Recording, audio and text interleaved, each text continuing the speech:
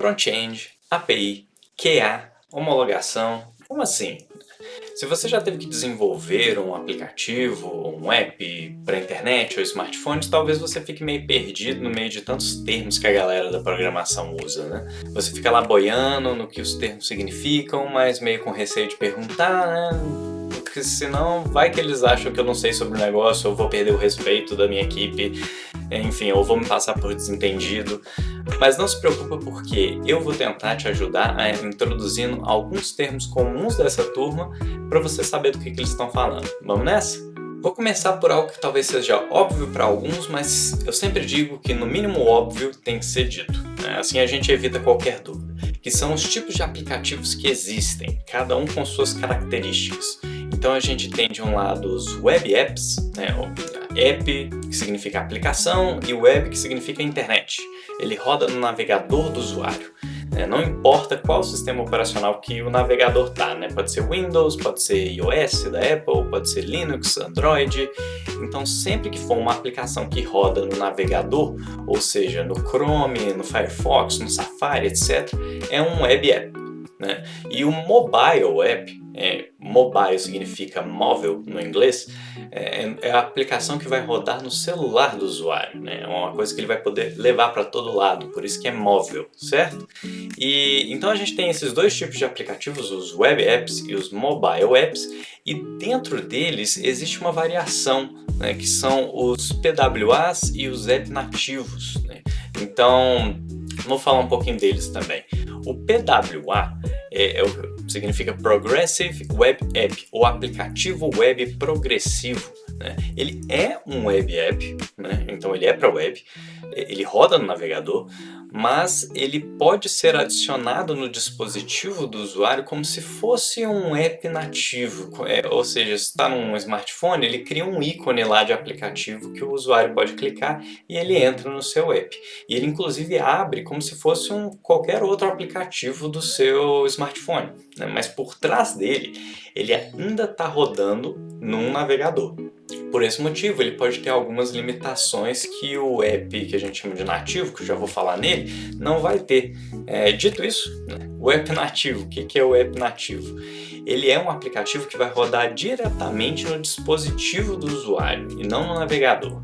Ou seja, se o app estiver no Android, ele vai rodar usando os recursos do Android. Se ele estiver no iOS, lá o iPhone, ele vai rodar usando os recursos do iPhone. E por aí vai. Esse tipo de app ele costuma até rodar um pouco mais rápido, um pouco mais fluido, por ele estar diretamente integrado no dispositivo. Ele se sente em casa, por isso que é nativo ao dispositivo. Deu para entender? Front-end e back-end de um aplicativo. Esse é outro termo que a turma de programação eventualmente vai usar muito perto de você. E para explicar esses dois conceitos, imagina um restaurante. O front-end é o salão do restaurante, é onde os clientes estão sentados à mesa, vendo o cardápio, eles escolhem os pratos, interagem com os garçons, por aí vai. O back-end é a cozinha, é onde a mágica acontece, é onde os pratos são preparados, é onde é feito o controle de estoque e é onde estão, né, as receitas secretas do restaurante, vamos falar assim. E no mundo da programação é mais ou menos assim.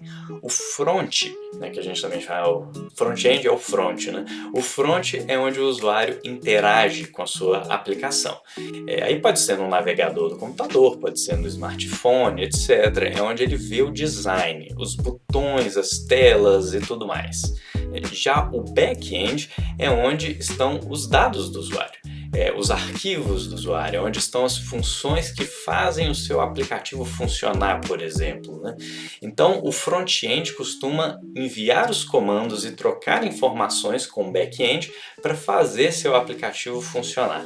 Quando um usuário cadastra, por exemplo, né, se cadastra no seu sistema, ele preenche o e-mail e senha no front, e esse front envia o e-mail e senha para o back-end, que verifica se o usuário existe e fala para o front que está tudo certo e o usuário pode continuar usando o seu aplicativo. E falando em back-end, nessa troca de informações, é uma boa deixa para falar o que são APIs. API significa Application Programmable Interface, ou interface programável da aplicação. E aí, Augusto, o que isso significa? Então, imagina de novo o nosso restaurante que você quer pedir a sua conta, né? Aí você quer enviar esse pedido para a cozinha para receber a conta de volta. Aí você chega lá pro garçom, faz lá o sinalzinho, né, de que é a conta, o garçom vem até você, você fala para ele que quer a conta e ele vai para a cozinha, que é o back-end, busca as informações da sua conta e traz de volta numa notinha que leva para sua mesa, né, que é o front-end, qual que é a conta. Então nessa história o garçom é como se fosse a API, porque é a interface entre a sua mesa do restaurante para se comunicar com a cozinha. Aí dentro desse conceito de API, inclusive, tem uma palavra que surge muito, que é o tal do endpoint, né? Ou ponto de extremidade na tradução para o português. É um ponto pelo qual você envia o pedido específico para o seu back-end. Então, se eu quiser a conta na minha mesa, eu chamo o João, que é o meu garçom. Eu não chamo a Maria, que é a garçonete da outra mesa. Então, uma API costuma ter vários endpoints e cada um dando acesso a uma função diferente da API. E esse endpoint, na prática, nada mais é do que um link. É um link que a sua aplicação usa para enviar as informações lá para a API. Um último conceito rápido que eu queria apresentar para vocês é o de homologação, produção, essas coisas. O que são? Elas estão ligadas ao processo de desenvolvimento do seu aplicativo. A gente não constrói um aplicativo direto onde ele vai ser usado. A gente testa primeiro. E depois, se achamos que está tudo rodando direitinho, a gente deixa o cliente utilizar. Esses termos eles ajudam a identificar a fase ou a versão do aplicativo que nós estamos usando. Então, assim, o app em que podemos testar tudo que estamos desenvolvendo sem nos preocupar de quebrar alguma coisa é o que chamamos de ambiente de homologação ou ambiente de testes. Ele costuma ser uma cópia do app que você tem, só com dados de mentirinha, que permitem a gente identificar erros no app antes de passar para o ambiente de produção, que aí é a versão que os seus clientes interagem, que tem os dados reais e é onde nós não queremos que ocorram problemas, não é verdade? Então, normalmente, antes de passar de homologação para produção, um aplicativo passa por toda uma rodada de testes, que inclusive está ligado ao processo que a gente chama de QA, ou Quality Assurance, ou garantia de qualidade.